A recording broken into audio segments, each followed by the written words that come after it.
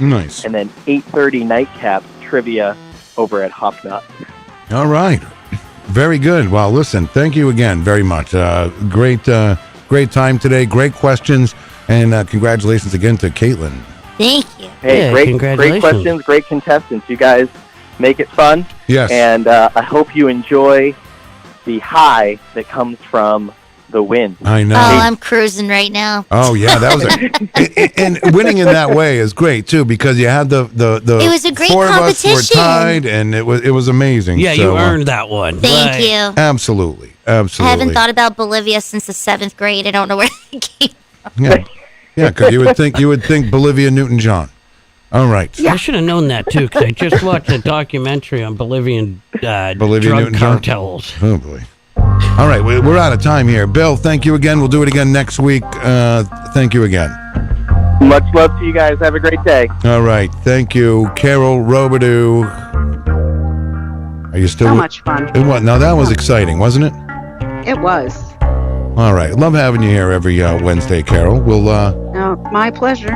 and we will talk to you. I'm reading the Facebook Live, and we will talk to you on next Tuesday. Amen, brother. All right, Carol. Have a great day. Bye, everybody. Bye. All right, thank Maddie, thank Katie so much. What a great day today. Really It was a good one. What a great day today. Tomorrow, Robbio will be here. And we got a great end of the week for you. You got Robbio tomorrow. You got Eric Lesniak coming up on Friday from the Manchester Economic Development Office. Stay warm today, folks. Keep it here at 95.3. You can check out Matt Connerton Unleashed coming up at 4 p.m., followed by Granite State of Mind. And if you missed it on Sunday, Kyle Heavey's Off the Mark Sports. That's all this afternoon and tonight on WMNH. Have a great day, everybody. Stay warm.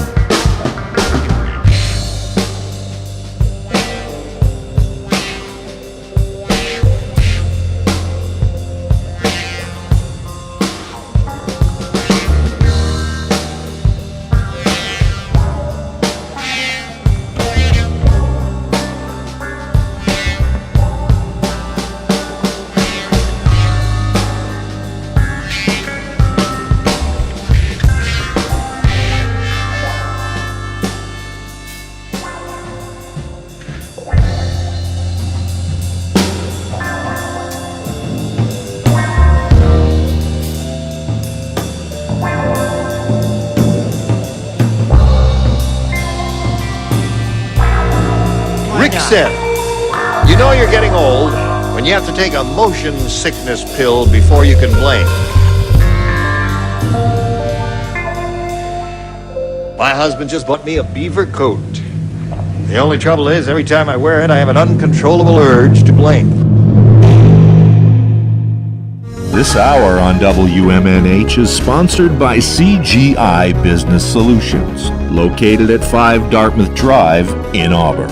They serve all your business needs, including employee benefits planning, corporate design and business administration, investments and wealth management, and customized business insurance solutions. Their phone number is 866-841-4600 or on the web at cgibusinesssolutions.com. Bring your kitchen to life with Queen City Cabinetry, located at 87 Elm Street in the historic Sunbeam Mall in Manchester. Open Monday through Friday, 9 a.m. to 5:30 p.m. and Saturdays, 10 a.m. to 2 p.m. They can be reached at 603-222-2007 or on the web at queencitycabinetrynh.com. Come see the possibilities. Queen City Cabinetry, another proud sponsor of WMNH. Clemento's Pizzeria, family friendly, awesome for a date night. Clemento's Pizzeria. For delivery, call 603-782-8450. Clemento's Pizzeria, the best pizza in town. 1875 South Willow Street in Manchester, New Hampshire. Best cocktails around. Come in as friends and leave as family. Come on down to the Hop Knot at 1000 Elm Street, Manchester's premier craft beer and gourmet pretzel bar. Tell us more, Trudy. We make our dough fresh every day. We make a variety of styles of pretzels and serve craft beer, cocktails, and a few bottles of wine. We do the traditional pretzel, and we have multiple flavors for that. We also do stuffed pretzels, pretzel sandwiches, free dessert pretzels, and pretzel knots. The Hop Knot in the Brady Sullivan Plaza at 1000 Elm Street.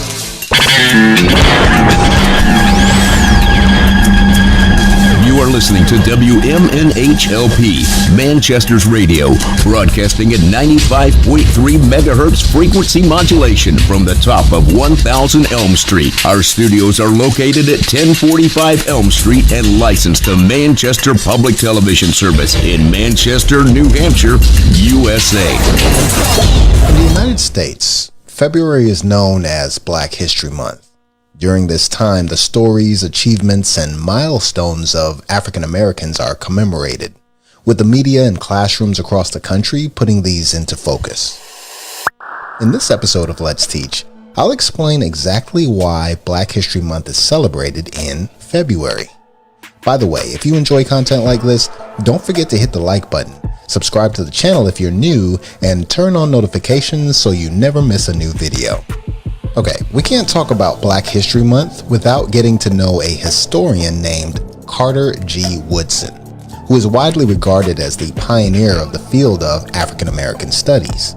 In the early 20th century, he co-founded the Association for the Study of Negro Life and History, or ASNLH for short, after being inspired by the national celebration of the 50th anniversary of the Emancipation Proclamation, which lasted for 3 whole weeks. The ASNLH began as a way to encourage American scholars to examine Black history, which was a subject that had long been ignored by academia. Their efforts to get this topic into the mainstream increased throughout the years, and in 1926, they, along with Woodson, launched Negro History Week. The second week of February was chosen for this celebration because it encompassed the birthdays of former United States President Abraham Lincoln and the renowned abolitionist Frederick Douglass, who were born on February 12th and February 14th, respectively. Both men had contributed greatly to liberating African Americans from slavery, which was why Woodson chose to honor their legacy. It didn't take long before Negro History Week turned into a month-long celebration of the African American community and their achievements. The celebration took on even more significance in the 1960s, a decade that saw an increasing number of Black people becoming conscious of their identity and shared heritage. In 1976, the ASNLH, which was later renamed the Association for the Study of African American Life and History, advocated for the institutionalization of Black History Month. Their pleas reached the White House, where then President Gerald Ford made it official. He further urged the public to participate in the celebration, saying that they should seize the opportunity to honor the too often neglected accomplishments of Black Americans in every area of endeavor throughout our history. His statement would be echoed by most subsequent presidents. For example, President Joe Biden released a statement saying that this February, during Black History Month, I call on the American people to honor the history and achievements of Black Americans, and to reflect on the centuries of struggle that have brought us to this time of reckoning, redemption, and hope. President Biden ended this statement poignantly, saying that we do so not only because it is the right thing to do, but because it is the smart thing to do and benefits all of us in this nation. Due to restrictions brought on by the COVID-19 global pandemic, organizations have had to be a little more creative with their Black History Month celebrations. The Association for the Study of African American Life and History chose the theme Black Health and Wellness and offered a virtual festival on their website that featured relevant discussions such as Black bodies, African American contributions to medical discovery and public health, along with an author's book talk about the book These Shoulders I Stand On. So, did you know the origin story of Black History Month? I didn't. Anyway, what are your thoughts on the topic? Do you have anything you can add?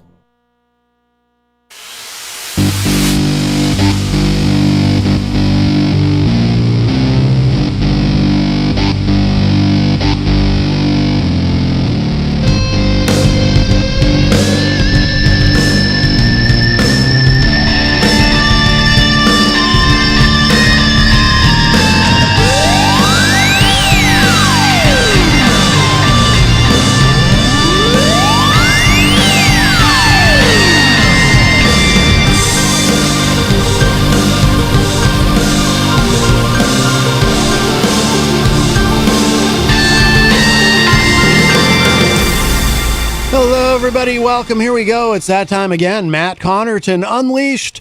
And we are live from the studios of WMNH 95.3 FM in glorious downtown Manchester, New Hampshire. Also on Comcast 97 if you're in Manchester. And hello to all of our online listeners across the nation and around the globe. You can go to my website, mattconnerton.com, for all your live streaming options, social media links, contact info, show archives, merch, and more. Today is Wednesday, February 1, 2023, and it is the first day of Black History Month, and that's why I played that piece to open the show. That is from a YouTube channel, by the way, called Let's Teach, and I have another one, too, that I'll play at the break today that gives us a little bit of the history of Black History Month and how it came about. But welcome to the show. In fact, we've got some things somewhat related to that today, which we'll get into. This, I think, will be a very interesting day on the show. But 603-250-6007 is the number, 603-250-6007. You can also text me at 617-917-4476. I'm on social media at Matt Connerton, or you can send an email to matt@mattconnerton.com. And, of course, you're welcome to interact and opine in the Facebook live chat, but the best thing to do so that we can hear and enjoy your dulcet tones is give us a call at 603-250-6007. Also, don't forget, if you're not aware, if you've been living under a rock in a cave, well, I guess being in a cave and being under a rock would be similar. A cave is kind of like a big rock that's hollowed out, and you can, anyway, it doesn't matter. But if you didn't hear, if you didn't know, the Hop Knot has reopened. They had their grand reopening last week. And by the way, and we'll try to get Kenny in here this month. I always kind of poke at him about it, because the Hop Knot is a Black-owned business. So we'd like to get Kenny in here sometime during the month of February to talk about that and his experience as a Black business owner. So it's another reason to support the Hop Knot, in addition to, of course, those delicious gourmet pretzels and the assortment of craft beer and so on. It is a wonderful place, great food, great service, and a wonderful family that owns and operates it. And we are so glad that they've reopened and they're forging ahead. And some things have changed there, and it's looking pretty good and tasting good, I should say. So, and they've adjusted their hours a bit too. So they're opening, I believe now they're opening at 4 p.m. during the week. Earlier on the weekends, of course, but I think weekends are noon, but 4 p.m. during the week. But staying open later too. I think they're staying open until midnight instead of closing at 10. So they've kind of shifted their hours a little bit as business needs dictate, which I think is very wise. So. But we do love the Hop Knot, and again, congratulations to them on what looks to be a very successful grand reopening. And the other thing I wanted to mention about that too, and I heard this mentioned, in fact, at the end of the replay of the morning show today. Bill Cini, he does trivia on the morning show with Peter White every Wednesday. And was on there this morning. And then Thursday nights, he is over at the Hop Knot. And that's going to be a little bit later than it used to be. That's now at 8:30 on Thursday nights at the Hop Knot. But make sure you, and if you are going to participate in the Bill Cini trivia, make sure you reserve a spot early because those fill up quickly. I don't know if they'll fill up as quickly now that it's a little bit later in the evening because I think he was telling Peter he's got two trivia shows now on Thursdays. He's got one earlier, and then he goes to the Hop Knot for 8:30. So, although it makes sense now that the Hop Knot is open later, it makes sense to have the trivia later. So that all works out. And I think this is Easy G on the line. Hello. Yeah, before I give my report, are they open on Monday and Tuesday now, or are they still closed? No, they are still closed. So let's okay, that's good to know. It's good to know. Yeah. One time I showed up on Tuesday, I felt like I had egg on my face. You had egg on your face. So Easy G. How many times have you said that over the years? Many times. So let's keep it. If you want to do your report, Eric, let's keep it kind of tight because we've got a lot going on. We've got Eric Pilcher's classic film review today. Special Wednesday edition of it, which we've got a busy show, and I'll explain more about that in a moment. And we have something else to go with that as well. So if you would like to do a report, I'd love to hear it, but I'm just going to ask you to keep it tight. We're not. All right. How much time do I have? Let's do a good 5 or 6 minutes, maybe a little more. We'll see how it goes. Wow. That's it? Wow. Yeah, we can't do like. How about tomorrow then? I hate to rush it. Oh, I understand, EZG. Yeah, tomorrow we don't have anything in the first hour tomorrow. Yeah, tomorrow would work. We've got a guest coming in. I hate to rush in 5 minutes. I hate to do that. Yeah. So why don't you shoot for tomorrow, right after you do your opening announcement? Wonderful. That would be grand. I know our Yeah, listeners. you get a lot on the plate. That's great. I love it that you get a lot on the plate. So let's do it tomorrow. Let's do it Right tomorrow. after you do your opening announcements. Right after the opening announcements. Right after. That sounds great. I love it that you're busy with other guests. That's great. I love it too. Jenny's been booking us a lot of guests. She's doing a great job, and we're doing something a Right. little different with the movie Good to hear reviews. other faces besides my face. Yes, it is good to hear other faces. That's well said, Right, okay, EZG. well, I we'll could talk not tomorrow about 24 hours. could not have put it better. All right, we'll talk to you then. Thanks, Eric. All right, bye-bye. All right, bye-bye. All right, that's our friend EZG. I think I did originally tell him that today was wide open, but something else sort of coalesced around the first installment of this double feature that our friend Eric Pilcher is doing for the film reviews this week. So, but we will take we will take your calls. We're just going to try to stay on topic. There's a lot going on, of course, as we, very sad part of all of this, of course, as it is the first day of Black History Month, the funeral, or I think they're calling it a celebration of life for Tyree Nichols. That may still be going on now, actually. Jenny had it on earlier, and Reverend Al Sharpton he gave quite a speech. I don't know if that's still going now. It might be, but and we might talk a little bit about that too. I'm sure we will, actually. It might be centered around these things. I would like to explore, again, later in the show. I'll tell you what we're going to do up front in a moment, but later in the show, if we get to it today, if we have time, I would like to talk about implicit bias, because in policing, because obviously, in this instance with Tyree Nichols and his tragic death at the hands of these officers who beat him to death, effectively. I mean, he didn't die on the scene, but he did die from the injuries sustained, very shortly thereafter. It's confusing to some people, because some people say, like if you watch Tucker Carlson on Fox News, he'll talk about, he's very confused by it because they're black officers killing a black man. And that's confusing to someone like Tucker Carlson. And, there's other things that play into that. It's not just all about race. There's also this phenomenon of implicit bias that happens sometimes in law enforcement. And but if we have time, we'll get into that today. But here's what we're going to focus on during the first hour. And thank you to EZG for being a good sport. Like I said, I think today I told him originally we were going to have more time in the first hour than we do. But so what has happened is, our friend Eric Pilcher from Cedar Rapids, Iowa, who does the film reviews, what he wanted to do for the month of February is to do films that he felt would be appropriate for Black History Month, just like last year, February of last year. So I thought that was great. And then he had an idea. He wanted to do for the first week a couple of films that, and we'll talk about this. We'll get into this term. Blaxploitation is a term that some films fall into this category, that they've been labeled like the two that Eric is reviewing, Shaft and Superfly, this week. And Eric said to me, these are films that when they were shown in theaters, they were often shown as a double feature. So he had the idea, what if we do a double feature this week? And I do, a film review Wednesday and a film review Friday. And I was all for it. I said, great, that's a great idea. So that's why we have a special Wednesday edition of the film review. So we're going to do, it is Shaft, and we're going to hear that in just a couple of moments.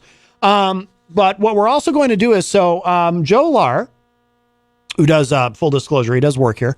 Joe had sent me an email talking about, and actually the email that Joe sent me, it was, and I cleared it with him that, I'm going to read these on the air and identify. I told him, do you want me to keep it anonymous, or can I say who you are, who wrote these? He said, no, that's fine.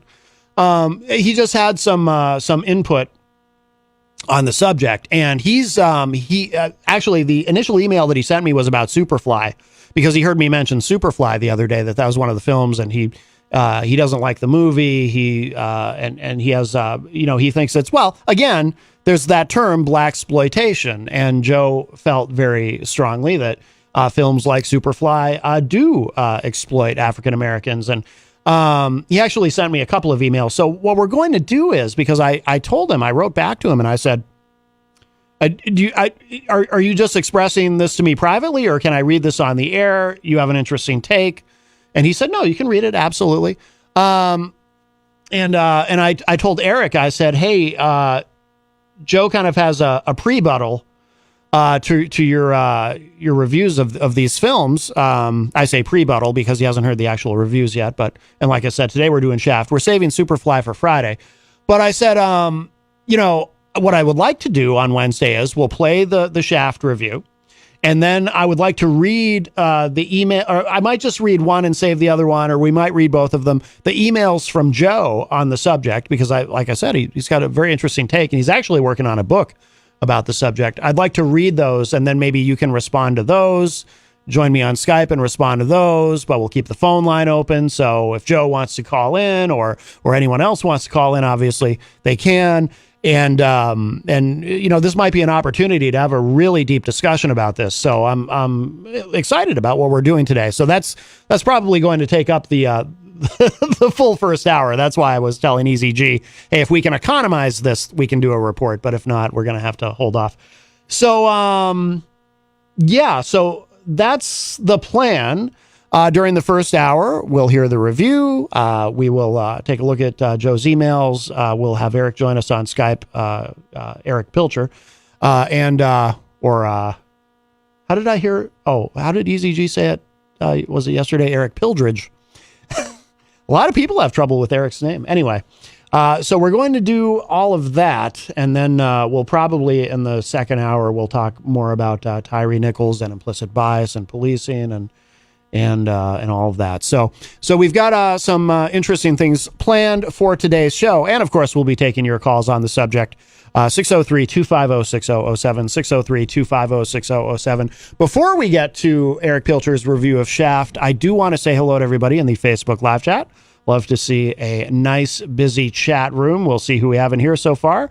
EZG, of course, is in the chat room. Also, Jenny joins us and says, Shalom, peeps. Mike from Queen City Cabinetry joins us. Mike, of course, from another one of our great sponsors here at WMNH 95.3, Queen City Cabinetry in the historic Sunbeam Mall. Oh, and someone was asking me the other day, of course, the Sunbeam Mall named for General Sunbeam, the greatest military mind since sliced bread. And someone asked me the other day, was asking me some questions about General Sunbeam. And I can confirm, I did look it up to make sure. He did, in fact, fight for the Union, not for the Confederacy. So we love General Sunbeam. And he is, of course, buried in the cement in the basement of the historic Sunbeam Mall. And if you go there, you can light a candle for him.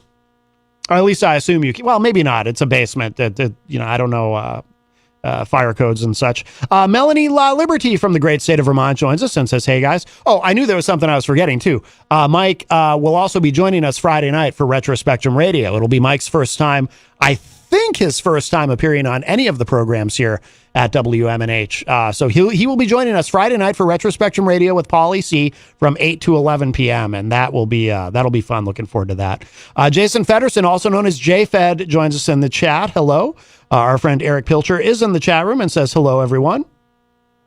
J-Fed says, no more eggs on the face. Eggs are expensive. Yeah, that's true. We can't afford to allow our friend EZG to have egg on his face. It's too much.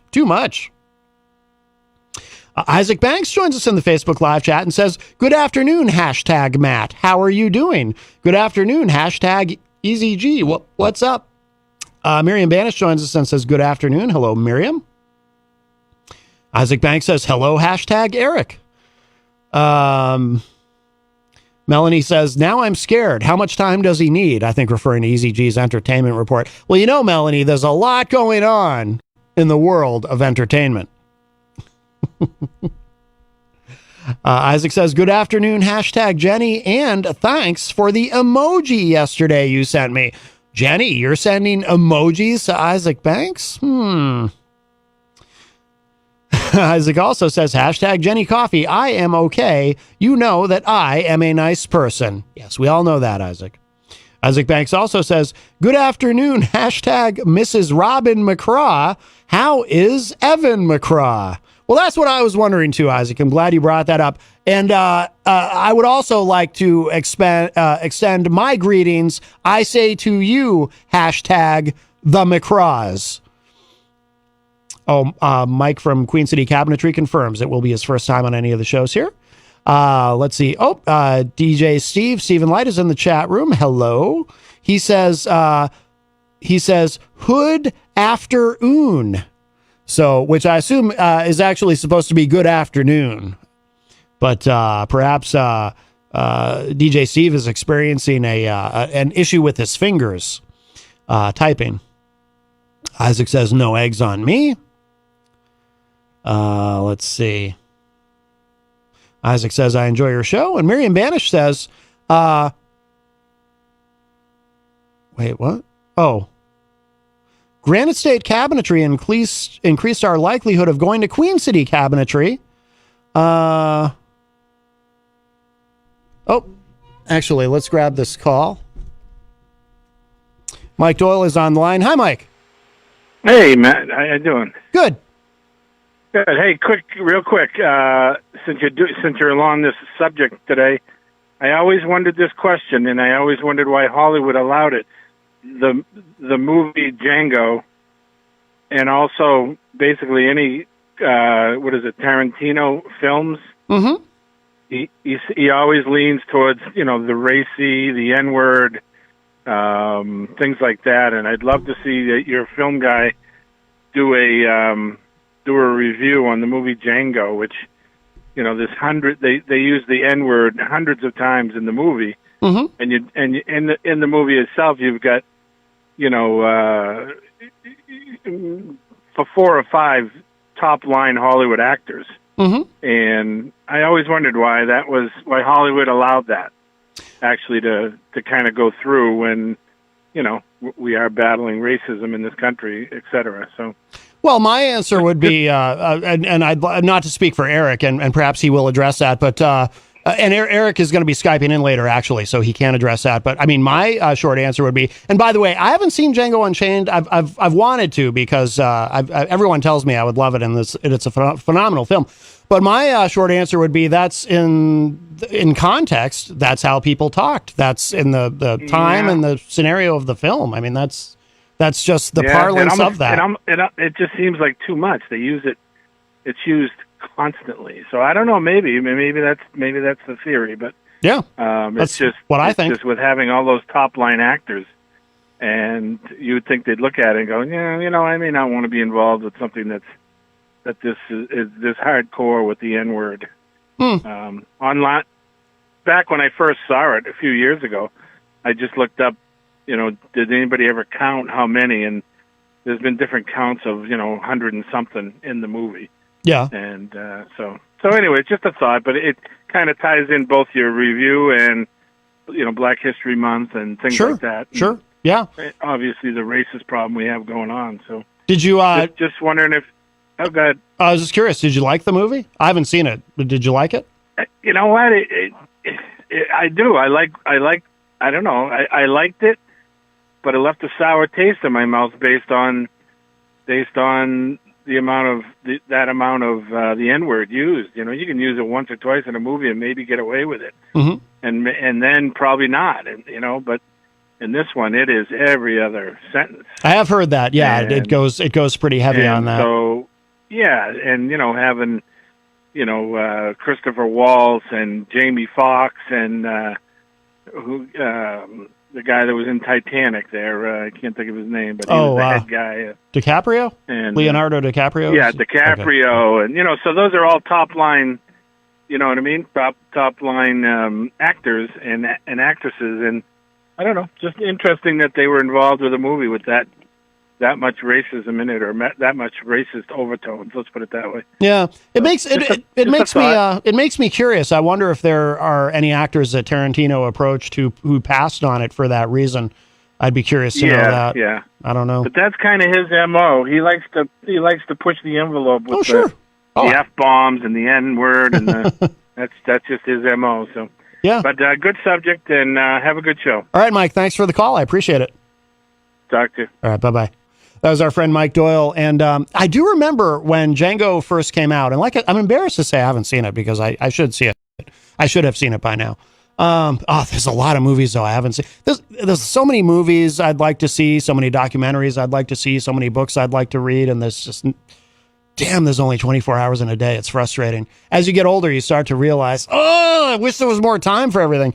But no, I haven't seen it. But I do. Maybe Jenny and I will watch it since we were discussing it because I'm curious. But I do remember when Django Unchained came out, there was some. I don't remember there being a lot of it, but there was some controversy about that. Some people were. I don't remember if it was that film or a different film. It might have been that film, in fact, where Tarantino himself got a little annoyed with an interviewer who was asking him about his content in films. Although now that I'm thinking about it, I don't think the interview I'm thinking of was about that. I think it was about violence, not about the use of the N-word in his films. But I do remember there being a little bit of controversy around that. But I think, again, my answer would be, without having seen the film, so I don't speak from any authority, but my answer would be, just based on what I do know, that it would be just a matter of context. Eric Pilcher is on the line. Hello.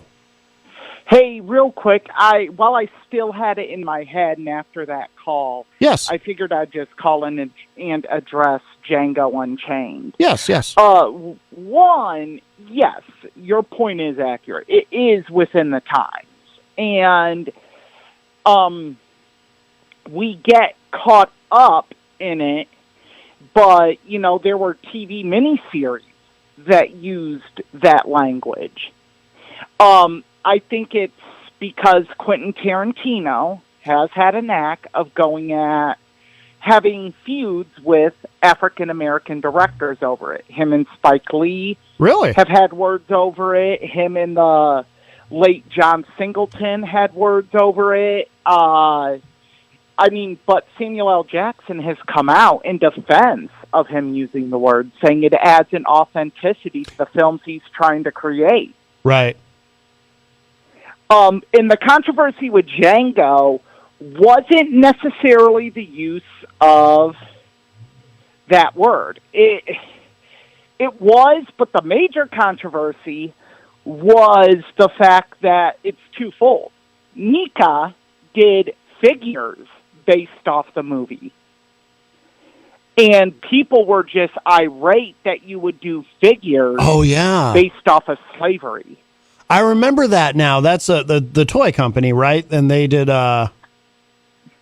they did action figures. And people were not happy with it. And I understand that to a large degree.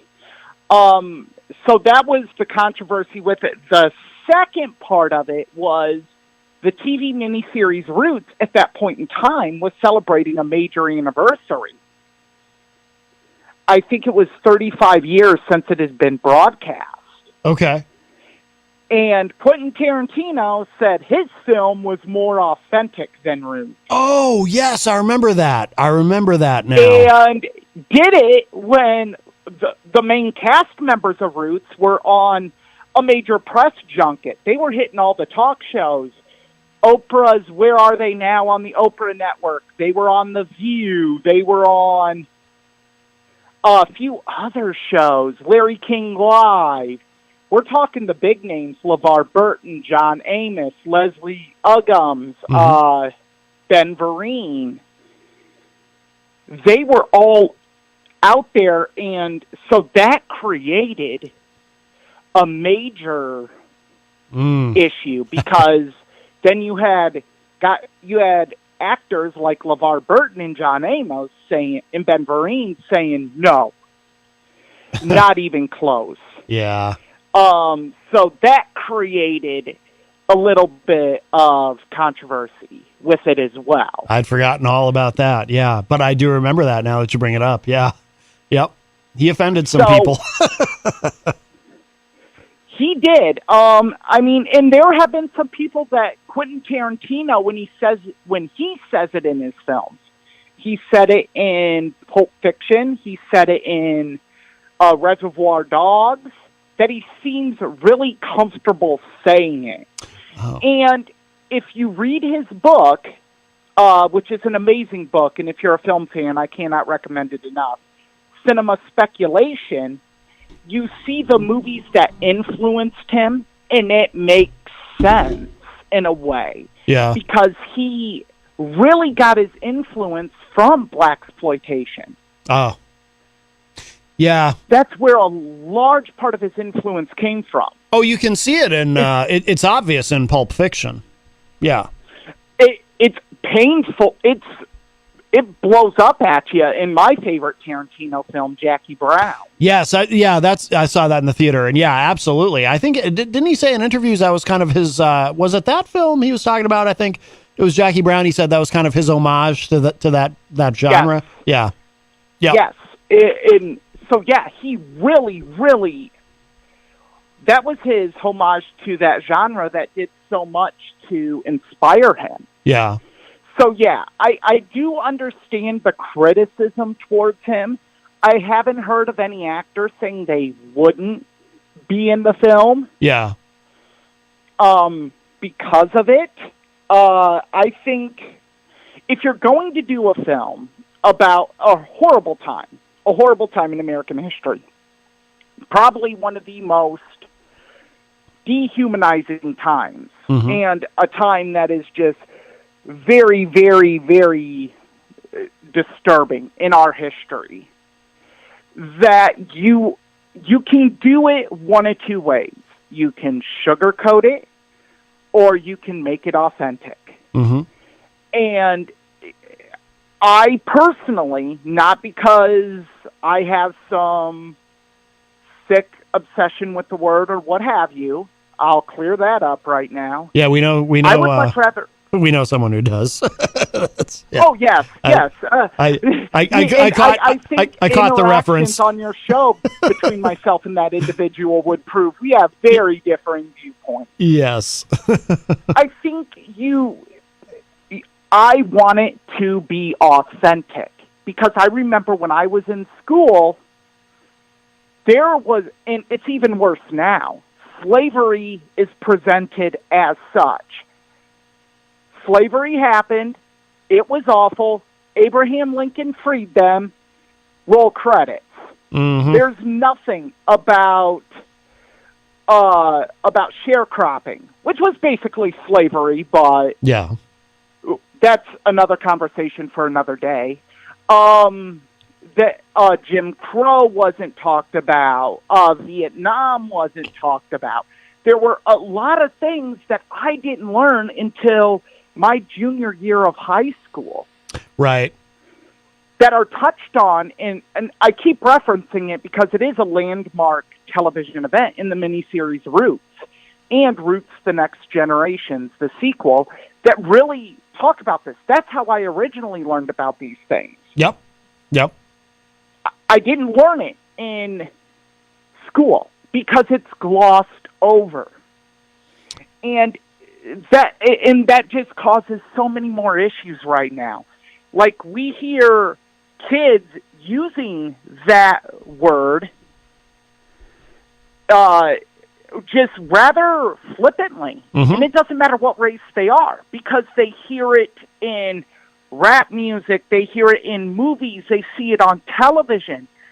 But the reason why is there's no education on why that word is bad, where that word originally came from, what that word was used to do. And I think if we did that, even as parents or as adults or just responsible people, educated our kids on that word use, we would see a lot of that eliminated. That, hey, no, you can't do that.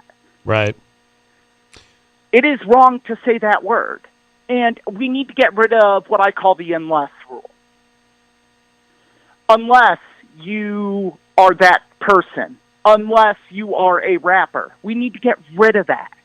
because that just it opens a whole nother can of worms, in my estimation. So we need films in a way like Django Unchained, 12 Years a Slave, Roots, Emancipation with Will Smith that just came out on Apple TV. We need those movies to be authentic, to hit home the point that is not being hit home at all. Right. Yeah. Oh, I agree. Well, you know, in some places, you know, you talked about the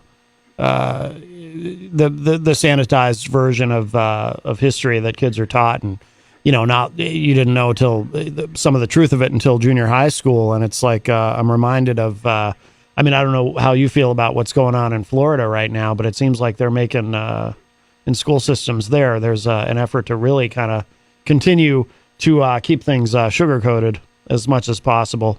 And but I agree with your broader point that you know, but the problem is we also live in a time when if you say, well, we need to not sugarcoat this and teach people all the elements of what really went on. Some people would call it, you know, our nation's original sin. You hear that phrase a lot. Then you get accused of, you want to teach our kids to hate America. Then you know what I mean. People don't apply. No, I don't want our kids. And I'm sorry to interrupt, Matt. I don't want our kids to hate America. I want our kids to love America for what it is. Mm-hmm. That's what I want. Right. I want them to see that we have done wrong, but only way we can rectify the wrong is to work together. Exactly. To do that. Exactly. And we can't do that if we're limiting the information they are getting. Right. Agreed. It just doesn't work. And to everyone, and I will be the first to say it is mostly on my side of the aisle. It is right-wing conservatives that say when you keep bringing it up, you're bashing America, you're bashing America, you're bashing America. Well, why don't we say when we bring up the Holocaust, we're bashing Germany? Right. Yeah. Why don't we say that? If one human atrocity is bashing a country, then certainly the other one is. Right. Yeah, that's a good point. Yeah, that's a good point. And we don't do that because it makes the conversation of slavery, and I'm going to say this, and if anyone gets upset, you can message me directly. The conversation of slavery disturbs white people. Full stop. Mm-hmm. It does. Yeah. It does. Because we don't want to believe that our ancestors could have been that evil. Mm-hmm. We don't. I don't. Right. But I made it a point to learn for myself. Yes. So, yeah, I think it's a very in-depth conversation on what is right, what is wrong, what is appropriate. But at the end of the day, we need authentic films. Mm-hmm. We need authentic TV shows to present this horrible time because for whatever reason, our public school systems are not doing it. Yeah. And you want to stop racism. Those who do not learn from the past are doomed to repeat it. Mm-hmm. We need to teach our children why this month is here. Yep. The things that happen, not just slavery, but we're talking civil rights movement, Jim Crow, segregation, all of it. Mm-hmm. Educate them. Spell it out. Yes, it's hard to see. Yes, there might be some kids that are overly sensitive and they cry. But I tell you what, after the tears are dried up, after the anxiety has gone away, there is going to be a greater understanding. So when they hear that relative that uses racism to describe someone, they can sit there and say, I'm not going down that road. Mm-hmm. Because that road is wrong. Well, and that's the hope. That's the hope yeah. that these films bring. And by the way, I would just add, I love what you said, Eric, and I would just add there's a way to teach all of that, all the things you listed, but to also, again, because people, and I give you credit for saying, acknowledging people on your side of the aisle who unfortunately are not able to see it in many cases with the same nuance that you do, and you are able to see it on a very sophisticated level, which is one of the reasons I love talking to you about this stuff. But there's a way to do it where, it's not, because again, they get nervous. Oh, you're bashing America. No, you can look at it. It's like anything. You can look at how bad something was and acknowledge that it was bad, but also acknowledge the progress that we've made. And when you acknowledge the progress that we've made, then there's a reason to love America. Say, okay, we've come a long way. And by the way, we have a long way to go, obviously. Oh, certainly. We have I'm not disputing that. Right. And when you you said Tucker Carlson is confused, Velcro confuses Tucker Carlson. So yeah. let's not even, and I hate that narrative about what happened in Memphis. It's so tacky. Yeah. About, the officers are black. I saw Matt Walsh tweet that out. Oh, God, yeah. They're already done talking about it. Doesn't fit the narrative. Well, no, they have talked about it. Their pictures have been on the screen. Mm-hmm. And to say there'll be no statues of this young man, there'll be none of that. How do you know? Right. If you were his family, would you want to remember the attack that killed him with a statue, or would you want to remember the good times you had with him? Right. It is just as reprehensible to use it to broaden your point on one side of the aisle than it is to use it to strengthen your fallacy on the other. Mm. And that's what goes on in these situations. Yeah. No, it's it's a terrible that family. It's I awful. feel so badly for them. No, the fact that we are sitting here and color is a question in this, and I say that meaning how he was beaten. I don't care what color you are. Think about his last moments breathing. Be a human being. What if that was your brother? What if that was your son? What if that was your cousin, your uncle? Yeah. How would you feel? Yeah. We need to think about it. And once we do add that human element to it, then we can address the race that's involved with it. But until we get to that, this is the human part of it, we can't go to the next level. Yeah. Yeah. Oh, I agree. Wow. Eric, I do believe. Go ahead.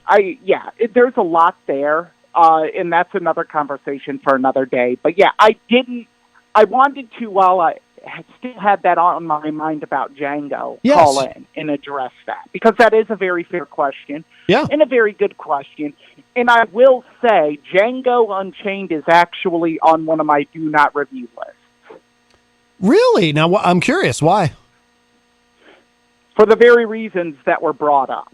It'd be too much to edit. That's probably reasons 1 through 4. It would be. Yeah. It would be. There wouldn't be anything left. Yeah. in editing it, and sometimes when you've done this for over a year, like I have, you have to think about that. Like, yeah. man, when I did Menace to Society last year, Dirk in the chat said this is almost unlistenable. Oh, and I couldn't agree with him more. Yeah. Because of the amount of edits you had to do. Yeah. To make it airable. Yeah. And so that's something to be mindful of. And also the great deal of controversy that surrounds that film. It's just one that I do enjoy it. I'm major Quentin Tarantino fan. He is probably my second favorite active director I don't think he's made a bad movie, but it's not one that I would review. Right. Yeah, no, that makes sense. There's a practical consideration there, and that does make sense. Practical, and what headaches do I want to myself endure and push on you? Right. Is the other one. Yeah. Like, yeah, I know that there was a college here in Iowa that was going to show it for Black History Month. Yeah? In theaters, and yowza. Let's, long story short, they didn't end up showing it. Oh, they didn't? Oh, okay. Oh. Yeah, it was not good. No bueno. Okay. Well, all right, Eric. Well, listen. So, yeah. Well, I appreciate the call about Django and answering Mike's question very much, and I look forward to now. After I read Joe's emails, you're going to be Skyping in, correct? Yes, I will Skype in. Cool. I'm very interested to hear Joe's explanation of it. I will say blaxploitation is not an easy subject. Yeah. It is not, because there are a lot of people, and I understand it, and I'm glad that I actually called in so I could say that. I understand those that don't like it. The director of Shaft refuses to call his movie an blaxploitation. He refuses to use the term. Okay. Actually, one of the books I own on blaxploitation films, he refused to be interviewed. Oh, no kidding. Because he said, I'm calling it the Encyclopedia of Blaxploitation Films, and he said, good day, sir. Oh, no kidding. Huh, interesting. Yeah, Gordon Parks refuses to allow Shaft to be called blaxploitation. Okay. Huh. But we'll have that discussion later, certainly, I'm sure. But there are some things that I feel are important as well with this genre, and why I selected these two films. Yes. Okay. So, all right. So yes, I will let you go so you can get to reading Joe's email, and I will Skype in. All right, sounds great. All right, thanks, Eric. We'll talk to you in a bit. No problem. All right, bye-bye. All right, that was our friend Eric Pilcher, and in a moment we're going to get to the review of Shaft, and then we'll do probably in the second hour. Yeah, in the second hour we'll do the emails from Joe on the subject of these films, and Eric will Skype back in. It is the first day of Black History Month, so it's apropos the way this came together, of course. And but if you would like to give us a call on the subject, we do have an open phone line, of course, 603-250-6007, 603-250-6007. I do want to just catch up with the chat room quickly before we get to Eric's review. Charles Richardson from the great state of Florida joins us in the chat room. Hello, Charles. Let's see. Rocky Huber is in the chat. Hello, Rocky. I just want to make sure we don't miss anybody in here. Melanie La Liberty says, I read the book Roots. It was a harsh read. I've never read that,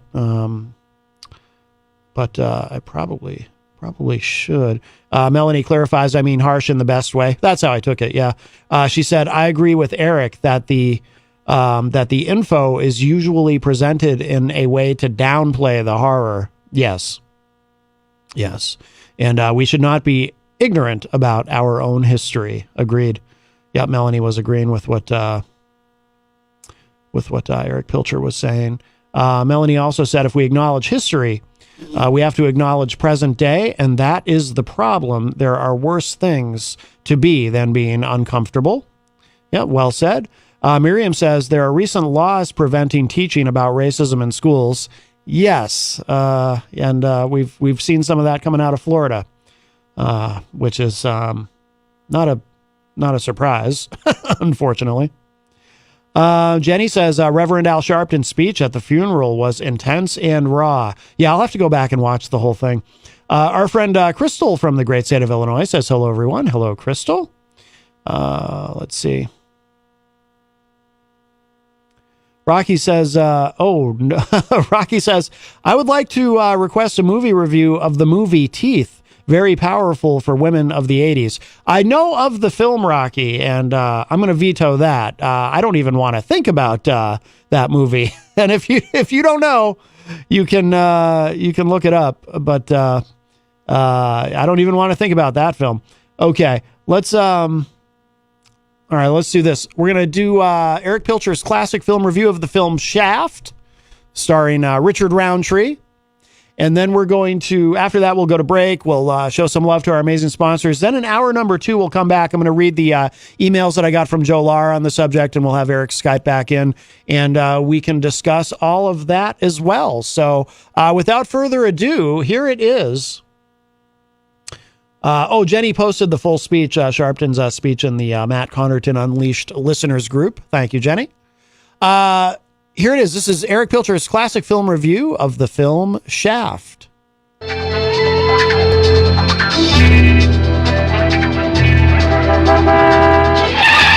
Outdoors! Get out of the way! Can't say he's gonna be here, he should be here. Open it up. Shaft's his name. Shaft's his game. Can't say he's gonna be here, and he ain't.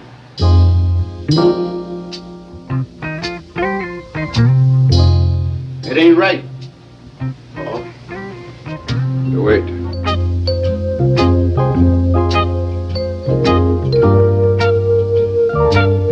Throwing my man Leroy out the window. Just picked my man up and threw him out the damn window. Listen, Snow White. Me and you gonna tangle sooner or later. Up, Willie. You ain't gonna do. Shaft's his name. Shaft's his game. Hey, man, I don't know no Ben Buford. 20. Oh, that Ben Buford. Pimp.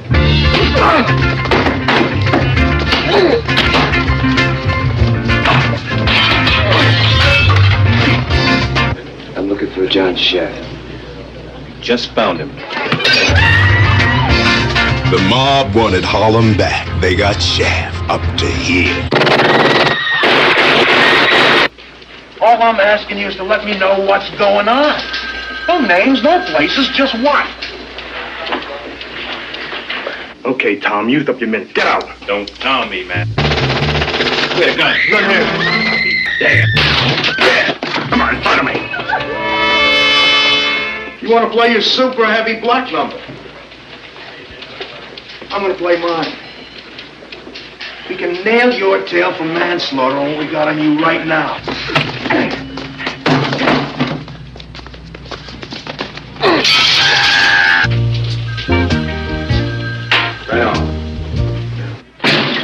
What is it? When you lead a revolution, why do you be standing still?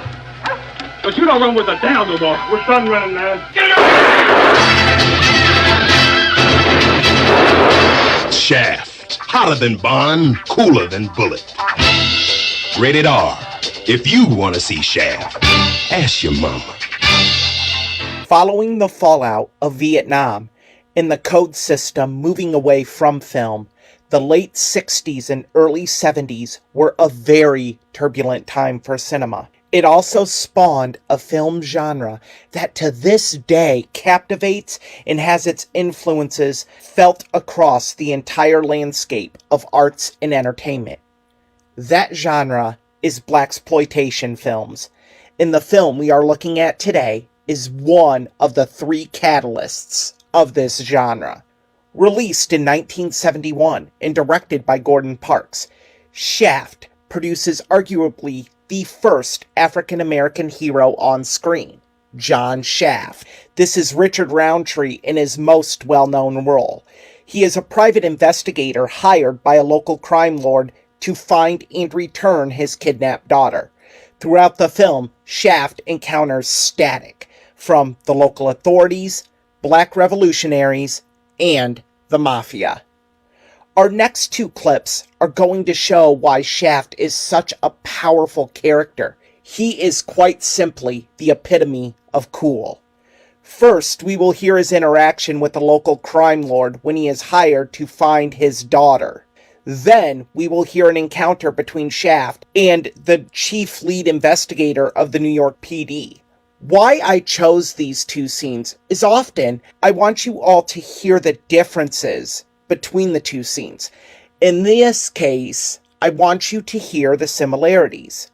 Notice there is no change in Shaft's words or demeanor. He handles both with the same calm coolness. I'm not on no hustle, Bumpy. A detective job. What kind? Your kind, you take it. Don't jive me, man. What kind of job you talking about? Somebody kidnapped my daughter Marcy. Done in a couple of people. They leave no ransom, no nothing. And nobody saw nothing. I want you to find her. That's the job. Police got a whole unit. Does that kind of work free?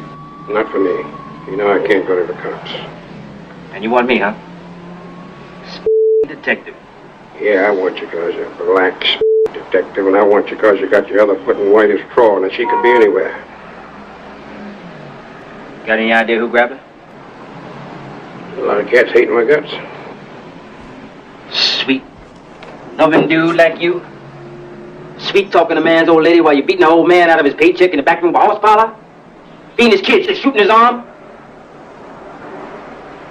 Who could hit you, Bumpy? My baby never sold nothing to nobody. Never took nothing from nobody. She's a straight kid. She's going to college. Whoever grabbed her got her to get at me. They have a beef with me. They should come to me. You got a rule and somebody else don't. Is that all you know? Well, there's a piece of Harlem I can't get at, but one of them militants got an arm on. They could have my baby. She's been into some of that stuff. Bunch calls themselves the Lamumbas. Ben Buford's thing. I could send my people to ask them. Come to a shootout and it's all over? Bunch of dead cats. Maybe they killed Marcy.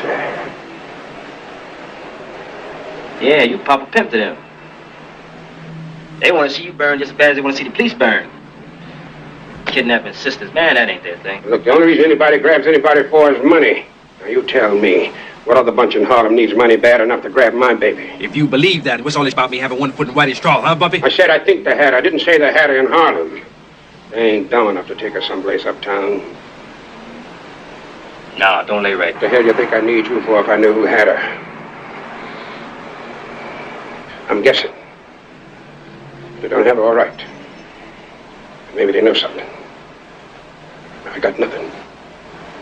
That's a job, Shaft.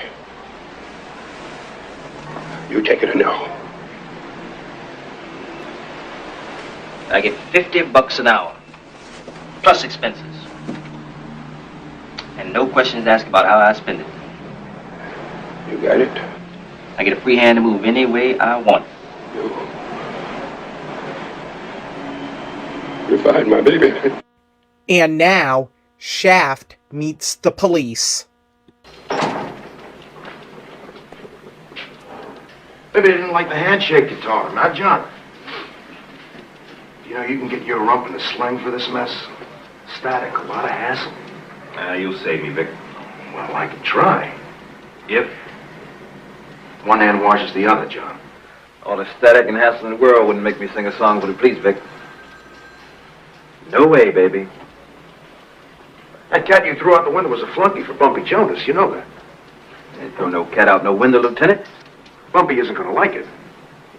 I don't give a damn what he likes. Now, what the hell are you pumping me for, huh? 2 weeks ago, we started picking up rumbles. You already said that. We know it's not the Panthers or the young lords, but something's on the boil, John. I just want to know what it is before we need an ad machine to start counting up the bodies. Bumpy wants you for something. He knows what's going on. And that's what I want to know. Not who, just what. Well, it's my black heart to see you so concerned about us minority folks. Oh, come on, Shaft. What is it with this black, huh? You ain't so black. You ain't so white, baby. All right. You want to play your super heavy black number? I'm going to play mine.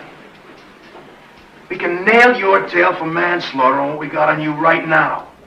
Now, you can waltz Leibowitz, but you know the law. You could be charged. Charged, Lieutenant.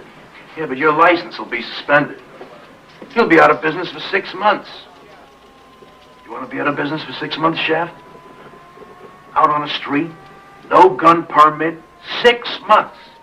With Bumpy looking for you, what sounds like all hell about to break loose. You want it, you got it. You scare me to death, Lieutenant. Hey, you're buying trouble not only for yourself, but a bloodbath up in Harlem. You want that? All I'm asking you is to let me know what's going on. No names, no places, just what? I'm not asking you to sell out. Just tell me the name of the game so I know the rules. One aspect that made blaxploitation films so successful and memorable to this day is the films were keenly aware of the social climate. They do not shy away from it. As a matter of fact, they meet it head on, and Shaft is no exception.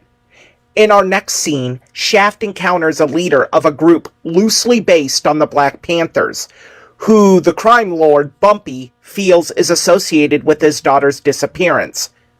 Despite both of them being the same race and being former acquaintances, hear the tension between the two that doesn't dissipate even after Shaft saves the leader from being assassinated by mafia hitmen. If you want more visitors, you better split up that pair out front. Put somebody on the basement door. How did you find me? Wasn't hard. You got a big mouth. Cool it, man. You cool it, boy. Don't let your mouth get your ass in trouble. I ain't got nothing to say to you. Don't jive me. We put in a lot of street time together. Yeah, well, that was a long time back. I don't know you no more. A lot of hard years, man. Kind you don't forget. Now, I'm gonna give you 1 minute to say what you came here to say. And after you said it, you go back out that door you came in, or I'll throw you out. You know Marcy Jonas? Yeah, why? You know where she is? What do you mean? Somebody grabbed her. Bumpy thinks maybe it was you. We don't do that kind of thing, man. You know anything about the kidnapping? Okay, Tom, used up your minutes. Get out. Don't Tom me, man. Wait a gun. Come here. I'll be damned. Sonny! Sonny, they're coming. Up over the roof, Ben? Yeah, go! There. Not the roof, this way.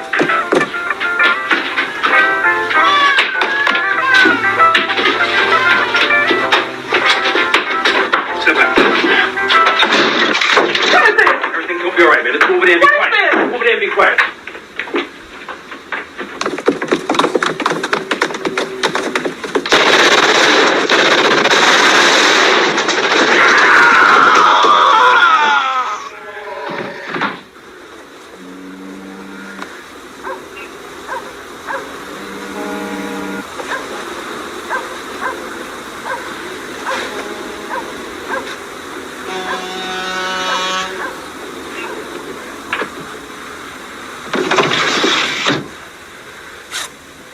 Everything's okay, man.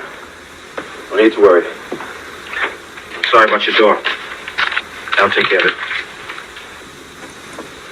You set us up, man. Young man, please. Don't do that. Don't ever threaten me again. And don't call me Judas. Many credit Melvin Van Peebles' Sweet Sweetback's Badass Song as being the film that started the blaxploitation genre. It was released first and gave hope that Shaft could be successful. So yes, it could be considered the start, but make no mistake, Shaft was the mainstream boom for not just the genre, but it also greatly advanced African Americans in cinema. The character provided a hero. He was also relatable.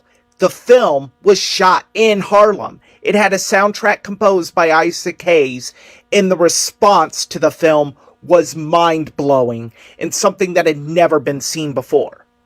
The film was only one of 3 profitable films for MGM in 1971.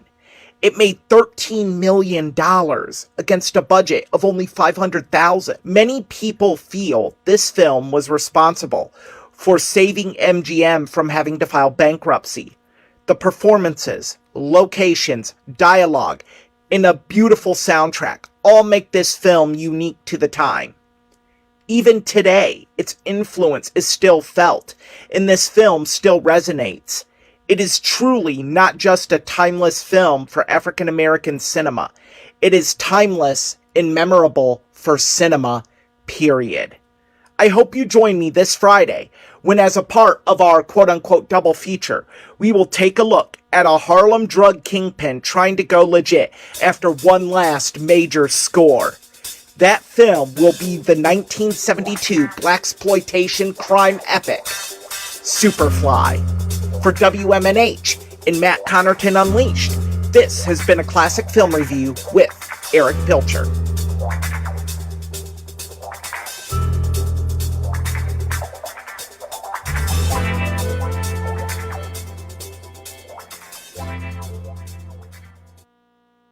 Come on down to the Hop Knot at 1000 Elm Street, Manchester's premier craft beer and gourmet pretzel bar. Tell us more, Trudy. We make our dough fresh every day. We make a variety of styles of pretzels and serve craft beer, cocktails, and a few bottles of wine. We do the traditional pretzel, and we have multiple flavors for that. We also do stuffed pretzels, pretzel sandwiches, free dessert pretzels, and pretzel knots. The Hop Knot in the Brady Sullivan Plaza at 1000 Elm Street.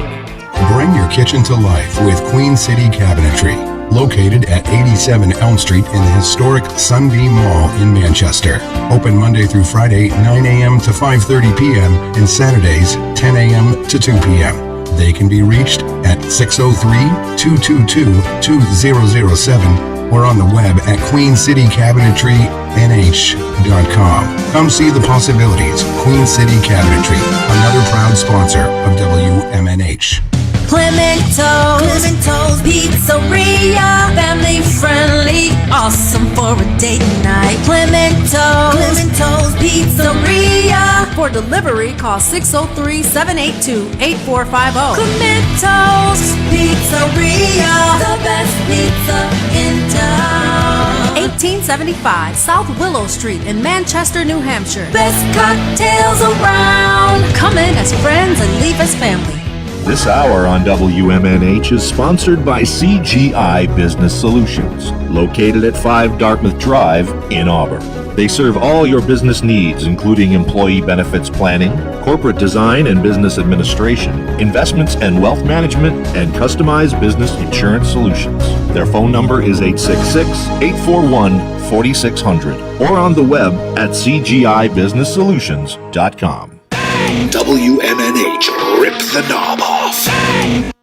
It's February, so many teachers and schools are celebrating Black History Month. But there are still many misconceptions and misunderstandings about the past, present, and future of this celebration. So today, I thought we'd go back to the beginning. Hi, this is Mike Hines, and I'm a professor here at the Stanford Graduate School of Education, where my work focuses on the history of America's schools. What we now know as Black History Month had its beginnings as Negro History Week, which was invented by the famed historian, educator, and activist Carter G. Woodson in 1926. Negro History Week was a direct challenge to traditional curricula of the time period, which often degraded and dehumanized Black people. Negro History Week was also inextricably linked to Black calls for social and political equality. More than just a chance to talk about a few notable achievements, Negro History Week was a call to action. Although Negro History Week became one of his most widely known interventions, it was only part of Dr. Woodson's efforts to develop, democratize, and disseminate information on Black history. He also pursued this work through the establishment of the Association for Negro Life and History, its journals, the Journal of Negro History and the Negro History Bulletin, and textbooks, speeches, pamphlets, and materials for every grade level from college down to kindergarten. Now, Woodson didn't do this work alone. moving from idea to reality took the dedication of thousands of black teachers, most of them women, who were largely responsible for shaping the celebration through their work in the classroom. It also took the work of entire communities, including churches, fraternities and sororities, libraries and lodges, social clubs, and civic organizations. This reflected Woodson's desire to encourage lay people, not just academics, to preserve and present their own histories. As the movement continued to grow, it outstripped the bounds of a single week, and the word Negro, which was outdated by the 1960s, was replaced by a new generation born and raised in the civil rights struggle. Black History Month emerged in its current form during those decades and is still going strong. So, is this celebration still relevant today? Well, it depends on who you ask. Critics charge that the progress we've made from the 1920s to the 2020s has largely made Black History Month irrelevant. Or that worse, singling out Black history is actually counterproductive to broader efforts at inclusion. Although we may have made progress, however, research from the Southern Poverty Law Center and other sources still shows that we are far from our goal of honoring the multiple voices in our classrooms and challenging dominant narratives. At the same time, new and emerging movements for racial justice call out for historical context, which our schools simply fail to provide. Carter G. Woodson himself was cautiously optimistic that students in the future would no longer need Black History Month if we taught in ways that honored and elevated our students and told their stories all year long. But we're not there yet. So Black History Month will continue to be what it always has been: a celebration, a stinging indictment, and a call to action, all in one.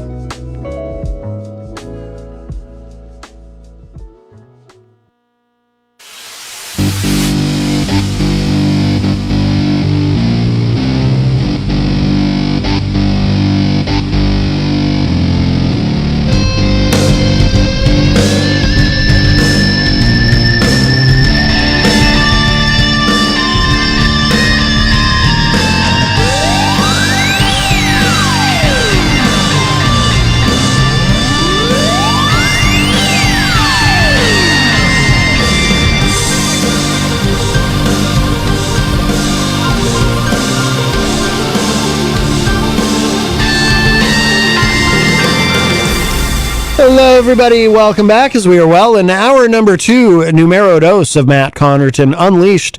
And we are live from the studios of WMNH 95.3 FM in glorious downtown Manchester, New Hampshire. A little cold, but glorious.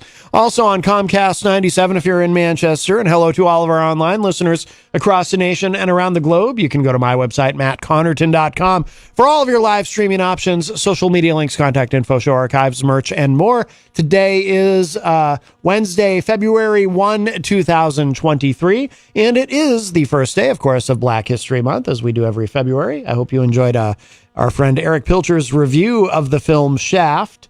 And of course, for Black History Month, just as Eric did last year, he's this year is for the month of February reviewing films that are appropriate to Black History Month. And we've been, if you missed the first hour, we've been it's been a whole discussion, and which is going to continue about the genre and some ancillary topics as well. Our friend Mike from Queen City Cabinetry, one of our amazing sponsors here at WMNH 95.3, is in the chat room and says, "Good job, Eric Pilcher." Yes, Eric's film reviews are always they go over well. They are a very popular segment here.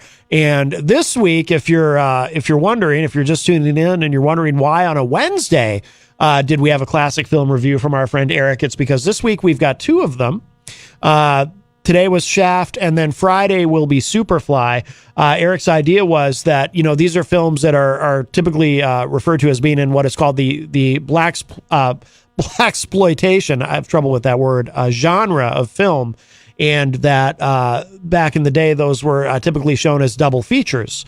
So he thought it would be cool to do a sort of a double feature this week, do 2, one today and one on Friday. So I was all for it. I said, let's do that. So we're gonna get more into all of that, but let me give the number 603-250-6007, 603-250-6007 if you would like to join the discussion today. You can also text me at 617-917-4476. I'm on social media at Matt Connerton, and you can email me, matt@mattconnerton.com. And of course, you can interact and opine in the Facebook live chat. In fact, I see our friend Chris Rose from the Commonwealth of Massachusetts joins us in the chat. Hello, Chris. But the best thing to do, of course, so that we can hear and enjoy your dulcet tones is to give us a call at 603-250-6007. By the way, before we proceed further, too, I want to remind you about our amazing sponsor, the Hop Knot in the Brady Sullivan at 1000 Elm Street. Last week, they had a very successful grand reopening, and things are looking. Yep, I can see. It's nice. I can see them from here. I don't know if I've ever mentioned that before. I'm sure that I have. It's kind of cool to be able to look across the street and see them in the Brady Sullivan at 1000 Elm Street, right across the street. I want to mention something about that too. This week, trivia returns. So the Hop Knot does trivia on Thursday nights, which is hosted by the great Bill Cini. You can hear Bill Cini's trivia Wednesdays on the morning show with Peter White. Every Wednesday, Bill Cini joins Peter on the morning show for that. And but then Thursday nights, he's over at the Hop Knot. And I think this is permanent. Starting this week, though, it's going to be a little bit later. The Hop Knot has changed their hours anyway, so it works out because now they're open at 4 during the week. On weekends, it's still noon, but during the week, it is 4 p.m., but now they're staying open later, too, all the way to midnight. Rather than 10 p.m. So it just makes more sense for them to do that. And so trivia night is now later. So now it begins at 8:30 on Thursday nights, whereas earlier I think it was around 7. So, but it is a very popular feature there. So if you're thinking about participating in trivia night at the Hop Knot, just make sure you call ahead to reserve your spot. And I would suggest calling today. Don't wait till tomorrow if you're going to go. Call a day ahead. Or contact them on social media to reserve your spot because those spots do fill up very quickly. That is a popular feature at the Hop Knot.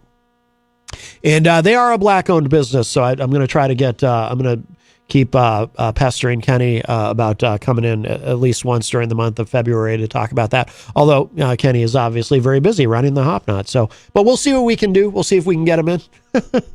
So 603-250-6007 is the number, 603-250-6007. Oh, a couple quick reminders too. I think tomorrow on the show, Easy G is going to try to get in early for an entertainment report. And then we have a musician joining us tomorrow in the second hour. Taylor Hughes will be with us. And then on Friday, we also have a musician, Huey the Gecko is going to be in studio with us. So lots going on. Oh, and Friday night on Retro Spectrum Radio with Pauly C, our friend Mike from Queen City Cabinetry will be joining us live in studio. So we look forward to that. What I wanted to do, what I've been talking about is, so I got an email from Joe Lar, who does work here, and he had some thoughts. You know, he heard me mentioning that Eric was going to be reviewing Superfly as one of the reviews, and that's going to be on Friday. But I figured today, with Eric's review of the film Shaft, and Eric is going to be Skyping in to respond to some of Joe's thoughts and offer his input on this. But I didn't want to wait till Friday to do this part because Friday is going to be a busy show because not only do we have Eric's review, but we do have a musical guest coming in the second hour. So I wanted to do this today, but I think it's appropriate to do it today. When Joe emailed me, the subject line was Superfly, and he does refer to that film specifically in the email. But this is what Joe said. Actually, I got two emails from him, but we'll do the first one. First, and he said it was cool. I could read these on the air, and maybe he'll even call in. He's certainly welcome to, always. But this is what he wrote to me. This was Monday at 6 p.m. He said, I hate movies like that. I wonder if Eric can justify them as entertainment. While Hollywood turned blacks into fodder for entertainment, white people were laughing at and with Superfly, Trick Baby, blacks as prostitutes and pimps selling drugs, Blackenstein, Blackula, The Legend of N-Word Charlie. So he gives some examples. legend, quote unquote, becomes reality, Hollywood redefined the black experience. Entire high-level language etymologies have been done about the N-word. The N-word is not the problem. The problem is all the other words and the attitude that goes with them. Black Americans may be the only group in history to fully buy into their own denigration. Is street hustling and thug rap the type of, quote, culture that dignifies the black experience today, or did something go wrong? Was there a black culture vacuum that needed to be filled? Were these movies the required filler? Says who? Today, on cue and voluntarily, young 21st century black Americans degrade themselves with self-labeling like the N-word and dog and gangsta, thug, and others. When did this become cool? Superfly. So it seems as though, if I'm understanding Joe correctly here, so he feels that the film Superfly directly contributes to that. So I think in a broader context, and again, not to put words in his mouth, but I think Joe's argument is that he sees a lot of negative things, in black culture and hip hop culture today that became, well, as he put it here, became cool because of the movie Superfly. But I would assume in a broader context too, these what we call these blaxploitation films. Scott Robinson joins us in the Facebook live chat. Hi, Scott. So I'd be curious to, well, here, Eric, if you want to go ahead and Skype in, I've got it ready. I'd be curious to hear Eric's response to that. And then I do have a second longer email from Joe. But so that seems to be why Joe hates these films. Let's see. Here's the other. This is Joe also mentioned too. He's working on a book on the subject. Here's Eric. Hello, sir. Welcome back. Yes, thank you, Matt. Again, Joe, thank you for again allowing me this time to address this. Joe's critiques of Superfly are quite fair. I think what we have to understand, though, is the landscape of Hollywood cinema when films, and I'm going to refer to them as the big three: Sweet Sweetback's Badass Song, Superfly, and Shaft. When the big three came out, what we have to understand is African Americans in cinema, and a lot of prominent African American filmmakers, film critics, actors have all said this. In the mid-'60s, they were really kind of looking for their place in cinema. They wanted characters that they could relate to, not just people that were song and dance individuals. Yeah. In Gordon Parks, the director of Shaft, a lot of people don't know this, and I wish I would have read this when I did my film review. Shaft was based off a book, and originally in the book, Shaft is white. Oh, really? Gordon Parks made him black, and the reason being is he wanted to make a movie that black people could enjoy on a Saturday night, have a person they could relate to, and have it be a realistic black superhero. Mm-hmm. That was his goal. But back to the landscape of Hollywood. Hollywood had gotten away as I referenced in the Shaft review, they had gotten away from the motion picture code in the late 60s, early 70s, which meant there wasn't money for big budget films. And Raquel Gates, she is actually an associate professor of film at Columbia University.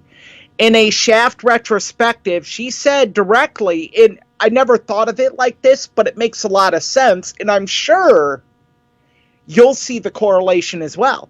She said verbatim, every time Hollywood goes broke, they remember black people exist. Interesting.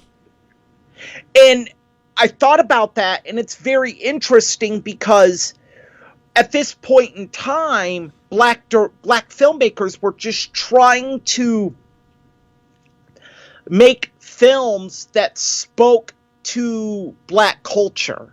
Okay. And Sweet Sweetback's Badass Song, Melvin Van Peebles did that, and great film. There are some scenes that are very, very hard to kind of deal with. Yeah, I haven't seen it, but I've always been aware of it, and I've heard many people say that. The most difficult scene, and I'm not saying this to offend anyone, I'm saying this matter-of-factly, Melvin had his son Mario in one of the opening scenes actually have sexual relations with an older woman. Mm-hmm. Yeah. As disturbing as that is. Yeah. Because he couldn't afford a young child to do it, so he just had his son do it. Wow. That is one of the more controversial moments in that film. Yeah. And rightfully so. Yeah. But what I would, I haven't, Melanie Law Liberty had a comment about the book Shaft. I have not read the book, Melanie. Yes, Melanie, I have to clean this up, but Melanie said in the book, is Shaft still a bad MFer? I'll say that. Yeah, so I would assume so, right? Otherwise, he's not Shaft, regardless of I haven't ethnicity. read the book. Yeah. I think at some point I probably will. But yeah. I mean, now when we switch gears here to Superfly, and that's really, as I understand it, Joe's main critique is the film Superfly. Yes.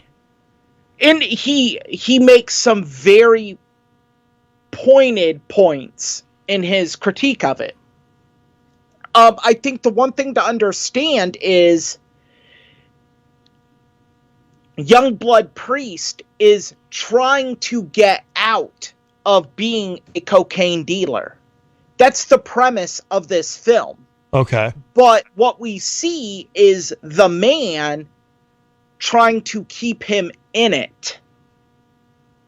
That's always the message that I have gotten from that film. Yeah. I do see why people feel it conveys African Americans in a certain way, and that it's a fine line. But I think the end justifies the means, and so yes, I understand the criticism of Superfly. I understand the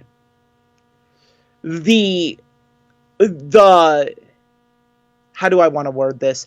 I understand why people feel that way, and I would never try to persuade them to not feel that way. But I would kind of offer a volley, if you will, that this is why it is the way it is.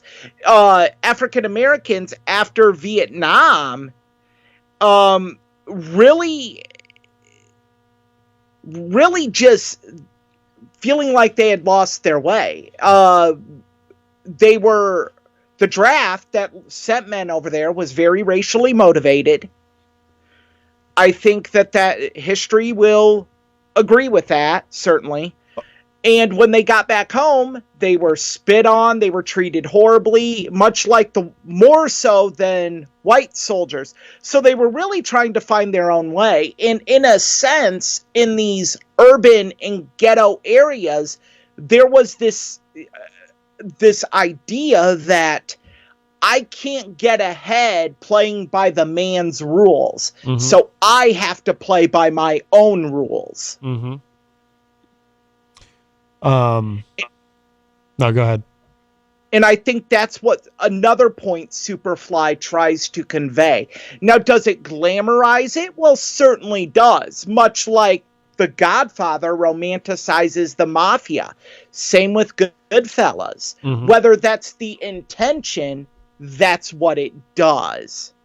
by making Youngblood Priest this drug dealing, sex hungry, archetypical, dominant black male to be a drug dealer. And I do see the issues there, certainly. So you think are you saying then? So you think there is something to what Joe is saying then, there's some agreement or potential agreement there? There is agreement, Okay. Because I do understand the point. Now, I think where Joe and I are on opposite sides, and maybe not, but I'll just say maybe on opposite sides, is that I feel the end justifies the means. I feel that you have Youngblood Priest trying to go legit, trying to really, quote unquote, stick it to those that are trying to keep him in the game. Mm-hmm. Yeah. So I think that's a point that needs to be made there. Okay. Yeah, I was gonna say I've never seen Superfly, so I don't know. I mean, how does the spoiler alert, but how does that film end up? I mean, I know how Shaft ends up, of course. You know, Shaft is the hero and so forth. But how do things work out in Superfly? He gets Superfly basically gets away from the game at the end. Yeah, he leaves because he basically threatens the police chief that's trying to keep him in the drug game to line his own pockets. Okay.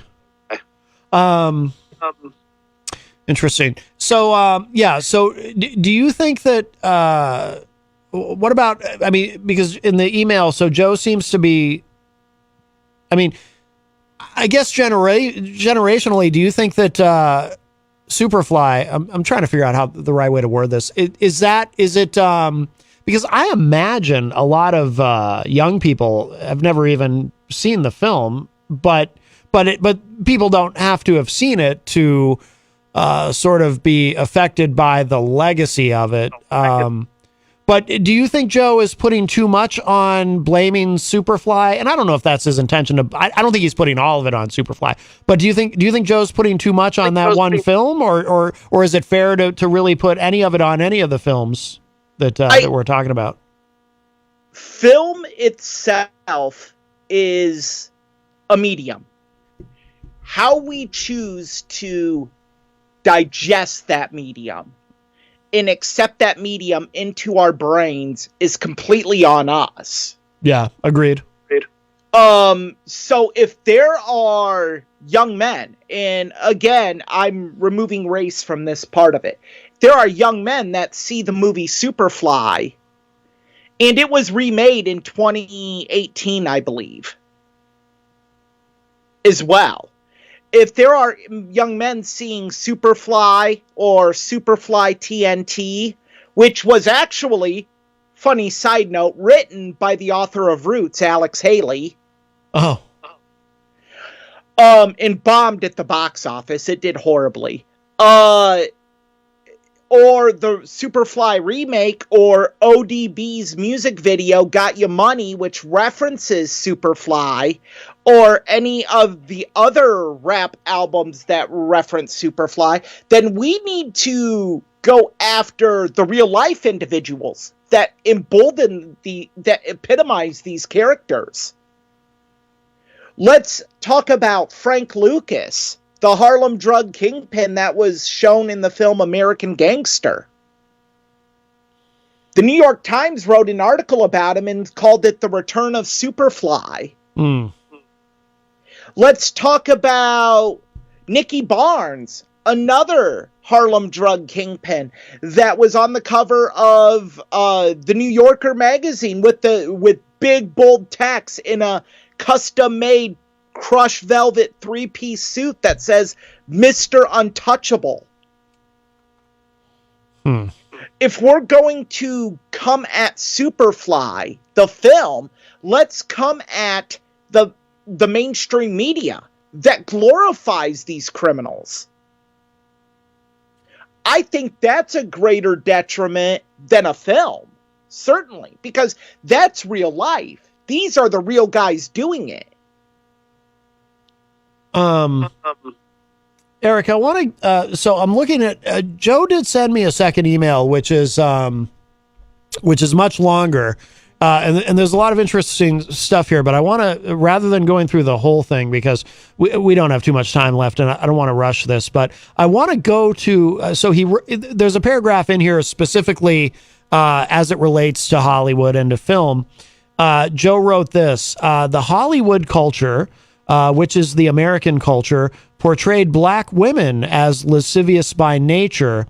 The movie studio executives shamefully saw black women as seductive and lewd and made their fantasy movies in this vein. Historically, white women as a category were portrayed as models of self-respect, self-control, and modesty, even sexual purity, but black women were often portrayed as innately promiscuous, even predatory. And that's that paragraph. What do you think about what Joe's saying there? I would say I would want to reference one film in particular, Barbarella, Queen of the Galaxy, with Jane Fonda, in regards to the take on white women. That certainly portrayed her as an oversexed space warrior. So I do, again, I understand his point to an extent. Mm-hmm. When you look at films like Coffee, Foxy Brown, or we even alluded to this earlier, Jackie Brown. Mm-hmm. Yes, in Coffee and Foxy Brown, does Pam Grier use sex to get what she wants?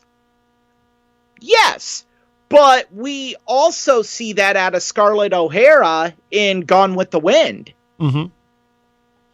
She uses men to justify getting what she wants. Yeah. What about in these films though that we again that and I understand that not everyone likes the term obviously, but blaxploitation films. How would you assess the way women are portrayed in those specifically? Because again, if we're talking about Superfly, and like I said, Joe in his first email, he seems to blame a lot on Superfly and puts a lot on that film. I mean, how would you assess the way women are portrayed in those? Is there any difference in terms of how black women are portrayed in other films, would you say? Well, certainly there is. I mean, but again, I reference back to the early point. As poorly as African American men were portrayed in film before blaxploitation films, black women were way further diminished. Okay. They were and if this offends anyone, I apologize. They were the quote unquote mammy role. Yeah. Which is, I think, just dehumanizing. I mean, in Gone with the Wind, I believe the woman that played that role won an Academy Award, wasn't even allowed to attend the ceremony. Oh, really? Wow. I believe so. So, again, it's a way for them to gain it was a way for them to gain a foothold. A while ago, it's been, I would say, 10 years, I read Pam Grier's autobiography, Foxy, and she had mixed views on blaxploitation. But the one thing that I really gathered from her is it was empowering for her to see herself smack dab in the middle of a poster. Yeah, I bet. And being portrayed as this heroine. And it was almost, again, we go back to the words, end justifies the means. Mm-hmm. Scott Robinson points out in the chat room, Bollywood movies do the same thing. And I don't know if you know much about Bollywood. I only know a little bit. I've seen one, maybe two Bollywood films and just could not get into it. Really? Yeah. But yes, again, these are tropes that are used quite frequently. And last year I did a film that is considered to be, this isn't an official film genre or subgenre, but I've heard the term thrown around, urban exploitation, menace to society, where they take urban / ghetto struggles and stylize it in a way. So I do understand that. Yeah.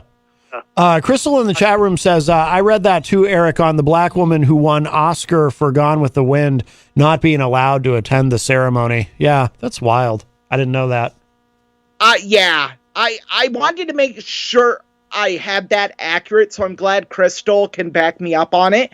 But yes, so I've said this so much, but I feel these films, in a way, yeah, I understand the criticism, but if we look at what it did, it gave African Americans a foothold in cinema. Think about this. Shaft saved one of the greatest movie studios, MGM. Yeah, that's right. You mentioned that in the review, that MGM was on the ropes, and this film was wildly successful. Yes, and in the retrospective I watched today on Shaft in researching this, Nelson George stated that he remembers when he went to the theaters to see Shaft, and there was a giant cutout of John Shaft on top of the marquee. That was something that was reserved for James Bond and John Wayne. Yeah. But finally, African Americans had that spotlight. And so, yes, while I do believe Superfly and its depiction does contribute to things that Joe has brought up, I don't think it's the end-all be-all. I think a greater detriment is when we when the American media propped up these drug kingpins like Frank Lucas, like Nicky Barnes, have films like American Gangster come out. That romanticizes it more than Superfly does, because there's actually a real person that people can be attached to. Well, and the character, as you described, the character in Superfly is trying to get out of that life, actively trying to get out of that life. So, when did this go away? This genre, blaxploitation, or has it ever really gone away? It's evolved. Yeah. I mean, we're now at urban exploitation in a way, because you have films like Boys in the Hood, Juice, Menace to Society, to a lesser extent, Coolie High. You have films like that are now focusing on the inner cities, not urban areas, but the inner cities where the crime really does take place now. Spike Lee has spoken on it in many films. Do the Right Thing, School Days, Jungle Fever, to a degree, Jungle Fever. Just what happens in these areas. So, in a way, it has evolved. And I think now, with the turbulent times we have, we're circling back to blaxploitation films. When Spike Lee made BlacKkKlansman, it really does have a lot of blaxploitation tropes to it. What? Because of the time frame that it was made in. Tell us about that. I've never seen that. What is that, BlacKkKlansman? I bet a lot of people who've never seen it are like, what? Wait, what? Wow.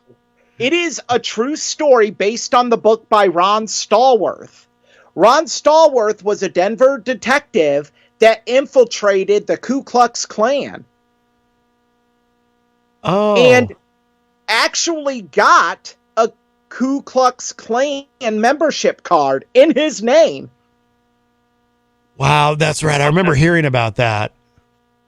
Now, to attend the meetings, he had to have a white person, a white detective, have the name Ron Stallworth, but Ron Stallworth actually talked to the Grand Dragon of the KKK on many occasions. Jeez, it's wild. Huh, okay. So the book is phenomenal, and I would highly recommend, if anyone wants to watch BlacKkKlansman, it is an amazing film, probably one of Spike Lee's best. Oh, no kidding. And he's made a lot of movies. And I love Spike Lee. Yeah. I love Spike Lee. Spike Lee and I don't agree politically on a whole heck of a lot, but I love Spike's films. I think it's telling that when a man made a film such as Malcolm X, no one else has tried to touch the subject of Malcolm X as the main subject of a film, right, because it was so well done. Our friend Jeff Nyan in the chat room is asking if you'll be reviewing the classic film Lean on Me. I'm going to shock a lot of people. I have never seen it. I'll be honest, I've never seen it either. I don't think I have. This is the one. I know of it. It's always been on my copious films I need to see list. I'm wrong. I have seen it. I was thinking of a different film. No, I have seen Lean on Me. Yeah, Lean on Me is really good. Yeah, Morgan Freeman is fantastic. Well, Morgan Freeman's always good, but yeah, that is a really good film. That's a really good film. So yeah, I've never seen Lean on Me, but that should, I mean, if I'm blessed enough to continue this next year, that might be one that is included next year. Yeah. Scott Robinson in the chat mentions New Jack City, which I think would probably fall under that urban exploitation that I think was what you called it. New Jack City, yes. Interesting point on New Jack City. It is directed by Mario Van Peebles, Melvin Van Peebles' son. Oh, yes. Who did Sweet Sweetback's Badass Song. Mario Van Peebles. I'm trying to remember where I saw him originally. He acted before he got into directing, right? Yes, he did. Let me pull him up. I actually, because I figured Joe was in his email was going to list movies, so I have my film site pulled up that I go to. Oh, okay. So yes, Mario Van Peebles. Because for the life of me, I can't remember what I saw him in, but I've been aware of him since I was a kid, but I can't remember exactly why. And he appeared as a dancer in the movie The Cotton Club and landed his first leading role in the film Rappin', as Rappin' John Hood, an ex-convict who attempts to save his neighborhood from developers and hoodlums. He was in the military film Heartbreak Ridge. He was in 4 episodes of L.A. Law. Oh, okay. Oh, this is where you know him from, Matt. Okay. I got it. The TV film The Facts of Life Down Under. Well, you take the good, you take the bad. You take them both, and there you have The Facts of Life. The Facts of Life. Wow. I thought there was something I'd seen him in that because nothing you listed off have I actually seen. And yet I've always been aware of him. Yeah. Yes, he, I think he might have played it, and he was in New Jack City as well. I'm pretty sure. Was he? Yeah. Yeah, I'm pretty sure. Yes, he was the leader of the police operation. Okay. He was stoned. So yes. Okay. Tomorrow People 5 in the chat room says, "We seen the movie Lean on Me, and we love to listen to it. Clips of the movie. Those songbirds of the 5 guys were singing the school song in the bathroom, we say, Eric Pilcher." Very nice. Tomorrow People 5, of course, from Greensboro, North Carolina. Hashtag. Yes. Hashtag Greensboro, North Carolina. And home of the ACC basketball tournament. Oh. And Tomorrow People 5 also said, we say, Eric, we seen the clips of Shaft. Eric Pilcher, we said, and we say, we seen the preview of trailer of Superfly. Well, very nice. I think Tomorrow People 5 is just learning English. Maybe. Yeah. You have seen some of my messages, Matt. I can sympathize with them in typing sometimes. Oh, yes. Well, can't we all? Can't we all? Yes. I mean, and one other thing I want to bring up about blaxploitation films is, in a way, they were truly black films. Even though you had white producers and white executive producers, they were generally done with black directors, black cast, and had black people doing these film soundtracks. Yeah. Earth, Wind, and Fire got their start because they did Sweet Sweetback's Badass Song. Oh, I didn't know that. Yes. They did the soundtrack to that film and still haven't been paid because Melvin Van Peebles ran out of money and kept bouncing checks to them. Oh, no kidding. Yes, another interesting story. Melvin Van Peebles caught chlamydia from the taping of that, from the recording of that film. I remember reading that, yes. Oh, and yeah, go ahead. And what he did is he filed an insurance claim with the Actors Association and got paid out on it because of a severe on-the-job injury. Jeez. And he used that money to buy more film. Oh, well, it all worked out, I suppose. Hey, one quick thing I wanted to ask you, Eric. This is something you had said to me in Messenger, and I don't think we've ever discussed this, but and we are running out of time, so we'll have to do it fairly briefly. But you had mentioned, pointed out, and one of my absolute top 5 favorite films, In the Heat of the Night. It is, in my view, the perfect movie, literally the perfect film. But right. you mentioned in Messenger that Sidney Poitier at the time was not seen as black enough when he did In the Heat of the Night. Well, it wasn't directly after Heat of the Night, which I have to thank you for telling me about that film. I'd never seen it until you mentioned it last year. Oh, okay. And I absolutely love it. Yes. So great recommendation. The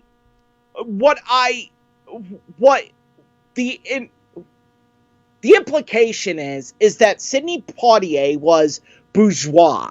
He was closer to white than he was black. Okay. Like one scene that was brought up in a documentary I watched about these films, doing research before covering these two films, is you look at when he slaps the white man. Mm-hmm. It's a very, like, just a little slap on the cheek. Right. But in Shaft, John Shaft takes a full liquor bottle and bashes it over the Italian gangster's head. That's powerful. That's forceful. That's sticking it to the man. So when you compare the two, the element was, here's Sidney Poitier, a well-spoken African-American male, and a lot of African-Americans diminished him because of that and his contribution to cinema. Interesting. Yeah, he's so good in that movie, though. And obviously, too, it's not fair in my view for anyone to, no. I mean, obviously it's a different character. It's a different context in terms of if you're contrasting, John Shaft in that scene versus, the character of Virgil Tibbs in that scene from In the Heat of the Night. Yeah, that's interesting. Did Poitier ever do any films that, and I'll watch anything with him in it, but I can't think of anything. Can you think of anything he did as far as films that kind of, pushed back on that view of him, that kind of broke that view? Believe it or not. Sorry to cut you off. There are many film critics and film analysts that believe the sequel to In the Heat of the Night, They Call Me Mr. Tibbs, is a blaxploitation film. Interesting. I think I remember John Hopwood saying something about that. Yes. Yes, when I bought the 4K of In the Heat of the Night, it includes They Call Me Mr. Tibbs in the third film, The Commission, which I have heard horrible things about. Yeah. Yeah, the sequels don't live up to the original at all, and are very different in some ways. Unfortunately, in some unfortunate ways, yeah. But yeah, he really, it's unfair. It's very unfair. Yeah. That criticism that's levied against him in regards to that, because in a way, he really kind of established this strong black man that stands up to the man, essentially. So I would say without Mr. Tibbs, there is no John Shaft. There is no Youngblood Priest. There is no The Mac. And there certainly isn't Sweet Sweetback. Oh, interesting. Oh, okay. So anyone who believes that about Sidney Poitier, I would tell them straight up, go watch some films. Mm-hmm. Yeah, that's interesting. Okay. Go watch some films and educate yourself. Don't count on me to educate you. Right. That's right. Well, Eric, this has been wonderful. Thank you so much. Not only for I'm sorry, what? I have enjoyed it immensely, and I do not mean this disrespectfully at all in any way, shape, or form, but if Joe would like to email me directly, Matt, you can feel free to pass my email along to him, and I would be more than willing to have a dialogue with him if he thinks I got anything wrong here or he disagrees with any of my points. He makes very valid points, and these are discussions that we have to have to gain a greater understanding of these films. Yeah, I'll do that. I'll send him your email, definitely. And yeah, you can certainly email me, and I will certainly be willing to engage with him, because it's actually made me think about the way I look at these two films. I still love them immensely, and nothing's going to change that, but it gives me an added element when I watch it now. Yeah, absolutely. Very cool. Very cool. Well, Eric, thank you so much, and we look forward to your review of Superfly on Friday. And this has been great, but yeah, we're out of time, so I will let you go, my friend, but thank you so much. Thank you for having me, Matt. Everyone have a good night and be safe. All right. Thanks, Eric. Take care. All right. That is our friend Eric Pilcher from Cedar Rapids, Iowa. And of course, he does Eric Pilcher's Classic Film Review. And if you missed it, today was Shaft, and on Friday will be Superfly. And yeah, we are out of time, so we have to get going. Don't forget, tomorrow on the show, we will be joined in the second hour. We have a musical guest coming in, Taylor Hughes. Really looking forward to that. And I think we're going to get a entertainment report from our friend Easy G in the first hour.